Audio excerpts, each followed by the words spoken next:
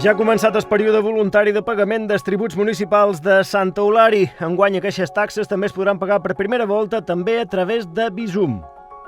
L'Ajuntament torna a oferir ajudes per fer faixes contra els incendis forestals. Aquesta és la quarta edició d'aquestes ajudes que poden arribar fins als 3.000 euros.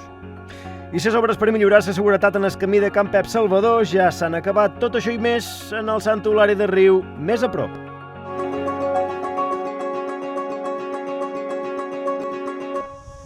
Ja ha començat el període voluntari de pagament dels tributs municipals de Santa Eulària. L'Ajuntament ho vol fer fàcil als ciutadans i per això enguany aquestes taxes es podran pagar per primera volta també a través de Bizum. Ja ha començat el període de pagament voluntari dels tributs municipals del municipi de Santa Eulària corresponents a l'exercici 2023, com per exemple l'IBI, l'impost sobre activitats econòmiques, l'impost de circulació o les taxes de FEMS, entre altres. Per als ciutadans que tinguin aquests pagaments domiciliats, els rebuts es carregaran el primer dia de setembre. Des del consistori es recomana als contribuents que optin per la domiciliació bancària o el pagament a través de la pàgina web santaeulària.com. Com a novetat, a més, enguany es pot pagar a través de la plataforma Bizum. Se ha incluido el pago por Bizum, ¿no? Esta plataforma tan famosa hoy en día, donde los ciudadanos podrán, a través de un dispositivo móvil, pagar sus impuestos, ¿no? Lo que tratamos del Ayuntamiento es dar todas las facilidades a los ciudadanos para que puedan cumplir con sus obligaciones al máximo y de una manera fácil, sin que puedan perder mucho tiempo, evitando desplazamientos a lo que son a les oficines. De qualsevol manera, aquells que no tinguin domiciliats els pagaments dels tributs municipals o no els vagi bé abonar-los a través de Bizum, els podran pagar a les dependències de recaptació de Santa Eulària. A més, per facilitar a tots els contribuents el compliment de les seves obligacions tributàries, també hi haurà horari de tarda entre les 4:30 i les 8 de la tarda a les oficines municipals de Sant Carles el 4 de setembre, a Santa Gertrudis el 5 de setembre, a Puigdemvalls el 7 i el 8 de setembre i a Jesús l'11 i el 12 de setembre. S'ha de dir que el període de pagament voluntari dels tributs municipals de Santa Eulària s'acabarà el dia 6 d'octubre.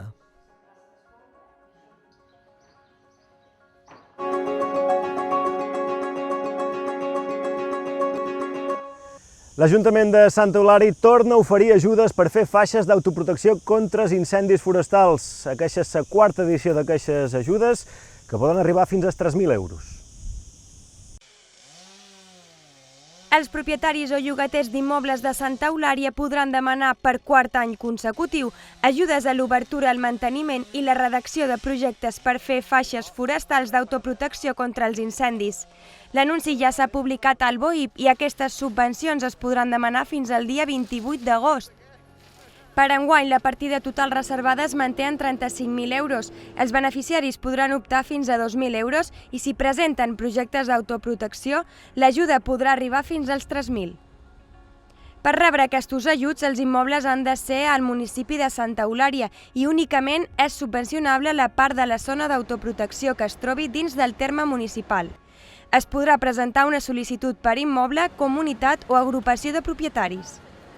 Es pot trobar més informació a la web santaeulariaderriu.com, al telèfon 971 33 28 00 i al correu electrònic mediambient@santaeularia.com.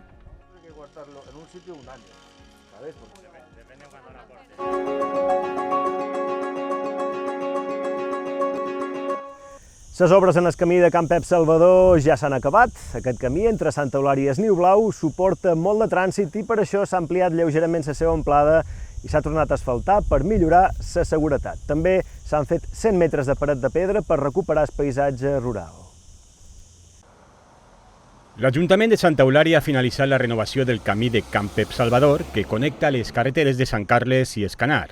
Les feines, adjudicades a l'asfalto per 245.000 euros, han renovat 4.300 metres quadrats d'asfalt en tot el camí, que s'ha arribat a ampliar 1,5 metres en alguns trams. La via està situada entre Santa Eulària i la zona de s'Estanyol i es Niu Blau i és molt utilitzada per residents d'aquesta zona per evitar així passar pel centre de la població. Això fa que suporti un trànsit molt intens i s'havia degradat el paviment, especialment a les vores, cosa que complicava la circulació. como digo, es una demanda histórica que se ha cumplido, que sobre todo mejorará la seguridad de todos los vecinos que caminan, que pasean y que conducen por esta vía, y que esperemos pues, que pueda mejorar lo que es la vía y la circulación también de conexión entre estos dos viales. D'aquesta manera, l'amplada mitjana de la via ha quedat en 5,5 metres, encara que en alguns llocs supera els 6 metres. Els treballs també han inclòs la construcció d'uns 100 metres lineals de mur de pedra, cosa que s'ha fet per millorar la seguretat i posar en valor el paisatge.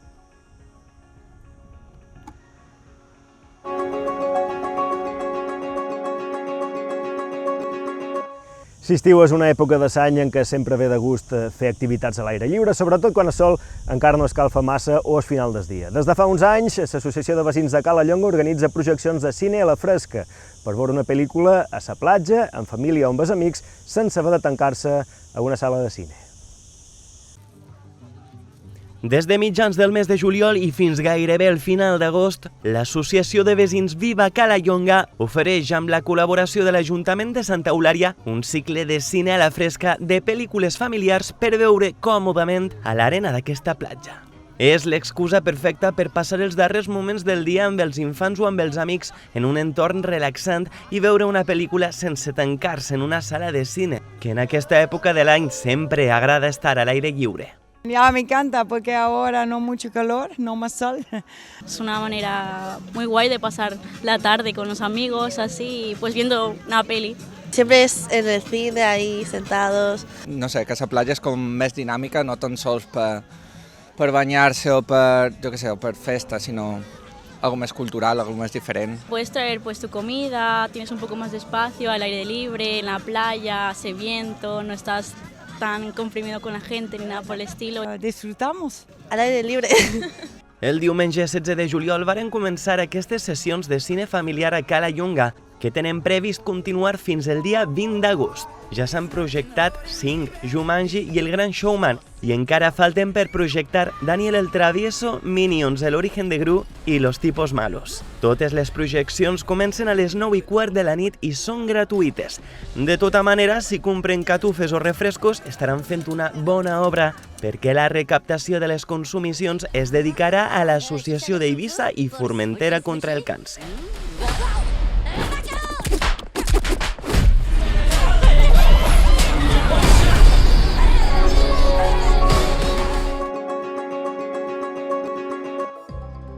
Començam l'agenda d'aquesta setmana en pintura perquè la sala del carrer Sant Jaume acull la mostra Ibiza Global Fest d'Ana Marina Peños. La poden veure fins al dia 26 d'agost. Seguim amb activitats per als més joves perquè fins aquest divendres els punts jovens de Santa Eulària i Jesús i els Puig d'en Valls acullen activitats ben diverses com tornejos, tallers de cuina, excursions i esports. Consultin el programa. Cala Llonga segueix amb el seu cicle de cine a la fresca. Aquest diumenge dia 6 es projectarà Daniel el Travieso. Serà a partir de les 9:15 de la nit i, com sempre, de forma totalment gratuïta. I el Teatre Espanya tanca per vacances aquest mes d'agost i tornarà amb les energies renovades el dia 31, amb més cine i totes les activitats culturals de sempre.